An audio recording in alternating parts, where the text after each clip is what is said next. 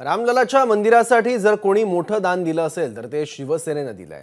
शिवसेनेच्या वतीने उद्धव ठाकरेंनी 1 कोटी रुपये त्यावेळी दिले होते। त्यामुळे राम मंदिराचा सातबारा भाजपच्या नाही तर रामाच्या नावावर आहे अशी टीका ठाकरे गटाचे खासदार संजय राऊतांनी केली आहे। त्यांच्या या टीकेवर नितेश राणेंनी काय प्रत्युत्तर दिलंय पाहूया। रामलल्लाच्या मंदिरासाठी सगळ्यात पहिली मोठं दान जर कोणी दिला असेल तर शिवसेनेने दिलं आहे। अयोध्येत जाऊन उद्धव ठाकरे यांनी शिवसेनेच्या वतीनं 1 कोटी रुपये दिले। त्यावेळेला ट्रस्ट स्थापन होताच पहिली देणगी ही शिवसेनेची आहे 1 कोटीची। त्याच्यामुळे रामलल्ला ही काय कोणाच्या मालकीचा प्रश्न येत नाही ना। अयोध्येचा सातबारा हा रामाच्या नावावरती आहे, भाजपच्या नावावर नाही आहे।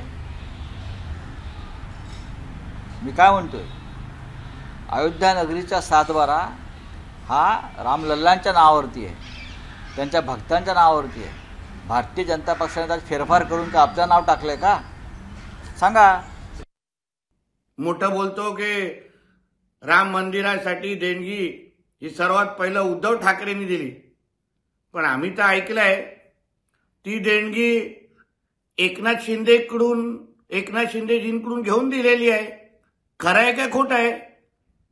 1 कोटी हे एकनाथ शिंदेजींची आहे की उद्धव ठाकरेंच्या खिशामधली आहे? ह्याचं पहिलं स्पष्टीकरण द्यावं। एबीपी माझा, उघडा डोळे बघा नीट।